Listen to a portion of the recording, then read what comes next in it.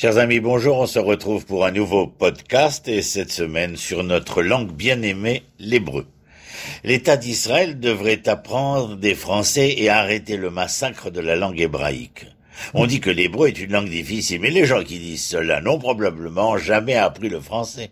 En français, non seulement il y a beaucoup plus de mots et chaque mot est destiné à exprimer le sentiment spécifique et la description exacte d'un certain objet, mais il y a aussi des lettres laissées par la langue latine, à partir de laquelle le français s'était développé, qui ne sont pas entendues dans le mot et ne répondent à aucune logique liée à la langue moderne. Bien que les étudiants des universités françaises commettent encore des fautes d'orthographe en français, il y a ceux qui veulent compliquer encore les choses et rendre la langue française plus égale, en ajoutant la lettre E dans les noms, les adjectifs et verbes. L'objectif est lié, bien entendu, à la tendance que nous reconnaissons aujourd'hui dans le monde, un peu partout, et qui nous vient des États-Unis, ainsi qu'en Israël, d'assimiler les mots au genre féminin. L'affirmation de certains militants et politiciens en France est que de nombreux mots de la langue française traditionnelle sont trop masculins. L'idée, celle-ci, puise sa force dans les théories postmodernes qui ont commencé à émerger dans les années 1960 et préconisé l'utilisation du langage comme outil dans la guerre contre la discrimination sexuelle.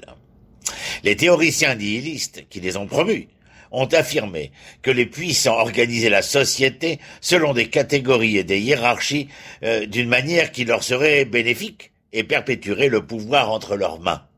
Selon eux, l'homme occidental blanc, c'est-à-dire le dominant, a créé une structure culturelle hiérarchique de coercition et de discrimination qui profite à son peuple au détriment des groupes discriminés ou opprimés comme les Noirs, les femmes, les homosexuels, etc. L'un des outils pour lutter contre cette structure hiérarchique, eh bien, c'est la langue. Michel Foucault, qui était l'acteur principal de cette scène, a soutenu, dans certains de ses livres, que la langue est une force sociopolitique, qui permet de déterminer ce qui est juste et par conséquent de modifier les structures du savoir et du pouvoir dans la société. Par exemple, vous pouvez éliminer l'utilisation de termes qui expriment la supériorité d'un groupe particulier ou de termes qui expriment une hiérarchie raciale ou d'un genre. Lorsque ces concepts disparaissent, les idées qu'ils ont promues disparaissent également. Faisons une avance rapide et en 2021, ils ont commencé à appliquer cette théorie en France et même en Israël. Vous devez avoir rencontré ce style d'écriture qu'on appelle multigenre et qui incorpore un point dans les mots ou utilise une police spéciale qui casse les mots afin qu'ils soient dépourvus d'une identité de genre claire. Ce n'est pas un problème marginal, mais une tendance qui a pris de l'ampleur et est entrée dans les lycées, par exemple, d'Herzliya, Haïfa, Ramat HaSharon, Modin et Tel Aviv, et même dans le matériel d'études de Matar, aussi d'ailleurs dans divers conseils locaux, et puis, étonnez-vous, à l'Institut de l'héritage de Ben Gurion dans le Negev, qui a installé sur le mur d'entrée un panneau accueillant ceux qui entrent et sortent par ces portes dans la langue écrite en police multigenre. À l'Université Ben Gurion, un bureau pour l'équité entre les sexes a été créé. Celui-ci promeut entre autres l'écriture égalitaire qui améliore bien entendu la réussite. Le nouveau style d'écriture tente non seulement d'abolir la distinction entre les sexes et la hiérarchie prétendument créée par l'homme blanc, le mâle alpha, mais sabote également de facto la langue hébraïque elle-même.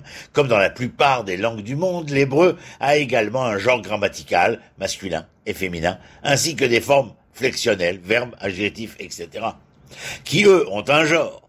Ce n'est pas une invention moderne, mais une légalité héritée du passé.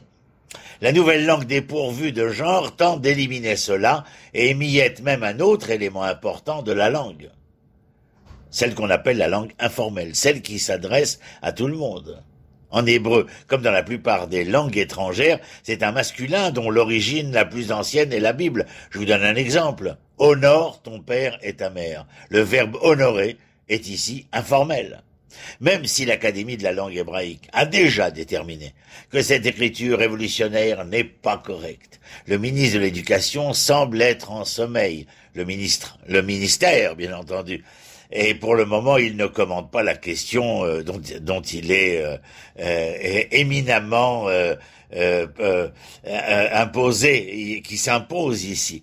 Et ce faisant, ce ministère permet à la révolution culturelle d'imprégner nos systèmes éducatifs.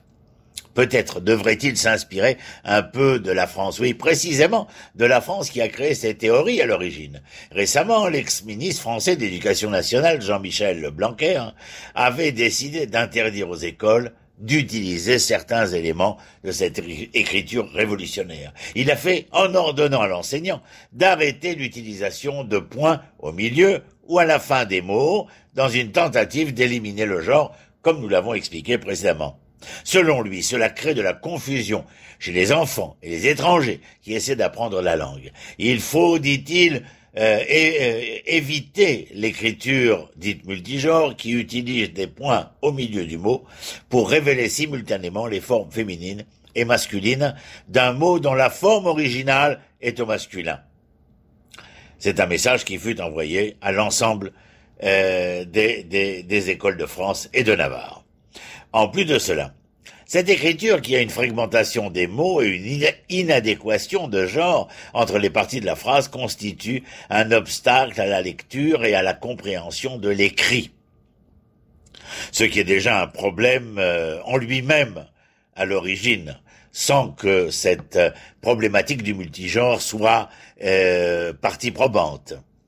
L'utilisation d'une telle écriture interfère également avec la lecture à haute voix, que l'orthographe et par conséquent l'apprentissage, surtout pour les très jeunes.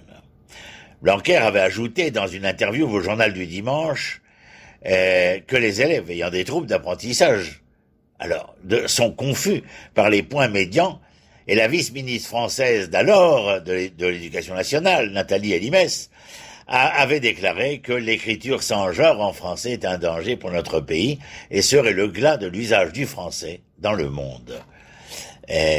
Bien entendu, il faut que nous en prenions de la graine. Tout le monde n'est pas d'accord, bien entendu. Parmi les théoriciens français des années 60, il y avait un consensus sur l'absence de vérité objective. Il n'y a pas de bien ou de mal, de vrai ou de faux, de beau ou de moche, mais la vérité est toujours relative à la culture, à la communauté ou à l'époque dans laquelle vit la personne. De ce point de vue, il n'y a pas non plus de vérité racine qui oblige le langage, et ce dernier peut être fondé sur n'importe quelle vérité selon le temps et le lieu. En termes simples, il n'est pas possible d'affirmer que la nouvelle langue dépourvue de genre est meilleure ou pire que la langue d'origine, et il serait donc légitime de l'utiliser. Une approche qui est complètement à l'opposé de la vision traditionnelle selon laquelle il existe une vérité objective ou universelle qui ne change pas selon le temps et l'humeur. Je conclurai en vous disant qu'il semble que si cette révolution linguistique n'est pas arrêtée, dans le meilleur des cas, nous constaterons qu'il y aura des panneaux « stop », point, avec un « e », sur notre route, et dans le pire des cas, que la légalité de la langue hébraïque sera complètement désintégrée, et certainement avec elle une grande partie de notre ADN traditionnel. Merci de m'avoir écouté. Shalom, shalom. À très bientôt.